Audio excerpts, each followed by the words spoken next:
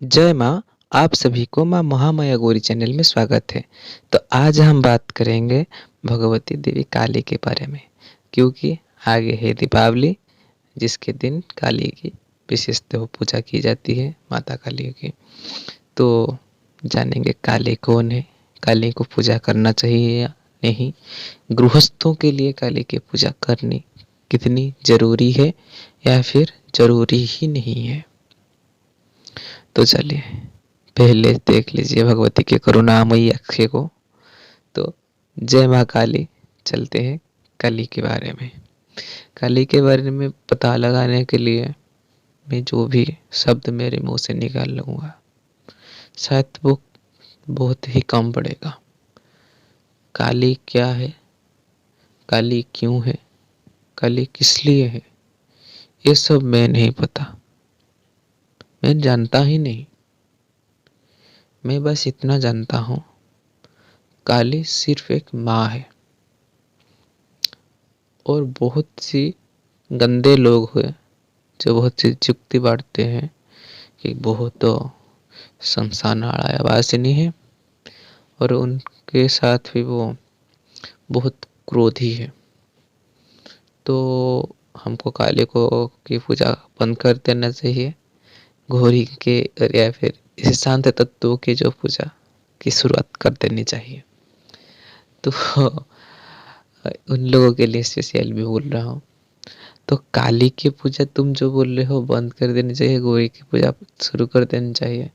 तो गौरी भी शमशानालयवासिनी शायद है, शायद नहीं, हाँ, गौरी भी शमशानालयवासिनी है।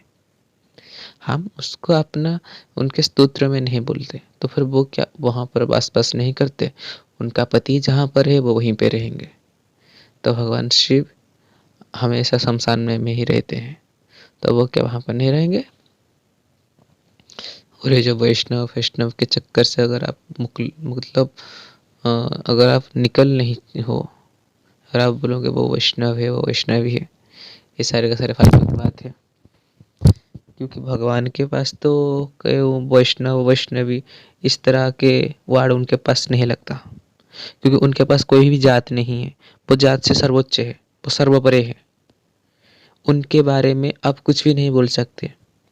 वो एक ही तत्व है, जैसे आपको चंडी में बोला गया होगा, एकैवा शक्तिश्चं परमेश्वरस्यं भिन्ना चतुर्थं विनियोगो काले भोगे भवानी पुरुषेषु विष्णु क्रोधेस्तु काली समरेस्तु दुर्गा। तो वही एक चीज है, एक ही चीज है जो भोग के वक्त में भवानी के रूप में आ जाते हैं, जब पुरुष के वक्त में आ जाते हैं तो वो विष्णु के तत्व में आ जाते हैं, जो वो क्रोध हो जाते हैं तो वो काली हो जाते हैं, जब वो समर के लिए निकलते हैं तब वो दुर्गे हो जाते हैं। तो उनमें डिफरेंस कुछ भी नहीं है। अगर आप ब्रह्म तत्व को देखोगे, अगर आप ब्रह्म तत्व को ही देखोगे तो फिर आप भगवती या फिर भगवान का ही रूप पाओगे, क्योंकि एक ही तत्व में आपको सब कुछ दिखना है। अगर आपका आराध्य कृष्ण जी है तो आपको कृष्ण के अंदर काली को भी दिखना है, कृष्ण के अंदर शिव जी को भी दिखना है, कृष्ण के अंदर दुर्गा को काली को, इन सारियों को दिखना है। अगर आपकी उपासना काली जी में भी है तो आपको काली में कृष्ण को देखना है, काली में शिव को भी दिखना है, काली में विष्णु को भी देखना है। इन सारे तत्वों को अपने आराध्य में देखना है, क्योंकि आराध्य एक नहीं हो सकते। आराध्य ब्रह्म तत्व है। जो एक ही ब्रह्म तत्व को मानेगा तो वो आराध्य के तत्वों से ज्यादा अच्छे से सुख ले पाएगा और आराध्य का उससे भी ज्यादा प्रिय होगा। जैसे आपको लोग को भी पता हो या फिर नहीं होगा, अगर आप लोग वैष्णव हो तो आप सब कभी ना कभी तो भागवत पढ़े होंगे। एक थे जड़ा अर्जुन नाम के एक लोग थे, जिसको कुछ तांत्रिक लोग ले गए थे बलि देने के लिए। तो उन जो काली के ही पास बलि देने चाहे थे, काली लेगा बलि। ये तो भगवती के नाम का प्रचार ही है। तो जब वो बलि देने के लिए गए, वो बधिर थे और मूक थे, तो इसीलिए वो कुछ नहीं बोल सकते। जब उनको बलि देने के लिए वक्त आया, तब काली जी ने स्वयं आ गया और उसके बलि ना लेकर जो बलि दे रहा था उसके बलि ले लिए। क्या बात है! काली तो इतने दयामयी निकले, हम तो उसको बड़े ही राक्षसी प्रकृति के दिखा रहे थे। वो तामसिक है। क्या रे तामसिक है? कौन तामसिक है? मेरे को कुछ नहीं पता। मेरे को पता है कि देवी 3 गुणों से भी ज्यादा है। वो तो एक तत्व में कभी भी नहीं रह सकते, क्योंकि देवी त्रिगुणातीत है। वो गुणातीत नहीं है, वो त्रिगुणातीत है। अगर आप में से कोई भी चंडी का एक्शन किया होगा या फिर अध्ययन किया होगा, तो वो पूरी तरह से इतने में तो वाकिफ होगा कि भगवती की उनका उनके अंदर जो उनका वर्णन किया गया है, कि पूरी तरह से इस तरह से वर्णन किया गया है कि वो ना तो ब्रह्म है, ना ही कीट है, ना ही वो कुछ है। वो संपूर्ण एक शुद्ध तत्व है।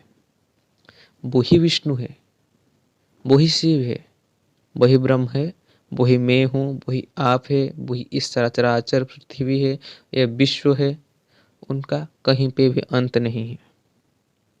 तो जहाँ पर उनका कहीं पे भी अंत नहीं है, तो उनका किसी भी स्वरूप को बुरी बोलने के लिए किसी ने आप सभी को अधिकार दिया है क्या? देवियों के ऊपर आपका अधिकार है। आप इतने बड़े बड़े अधिकार के बात बोल रहे हो। इनका पूजा मत करना, उनके पूजा मत करना। क्या आप लोग सब देवियों को लीज में लिए हुए हो? मेरे को तो लग रहा है आजकल कि शायद आप लोग सब देवियों को लीज में ले गए हो, कि मैं इस देवी को लीज में ले चुका हूँ, इसीलिए इस देवी का पूजा कोई नहीं करेगा सिवाय मेरे, और मैं जानता हूँ इसका पूजा कैसा करना है, इसलिए और कोई नहीं करेगा। और मैं बोल दिया तो खत्म, टाटा, बाय बाय। तो ये सब फलाना ढिकलाना के बात बंद कीजिए। देवियों का उपासना करें। मैं इसके बारे में तो पार्ट 2 भी बनाऊंगा। तो आप काली माँ का उपासना करें। रहता हूँ। जय माँ काली।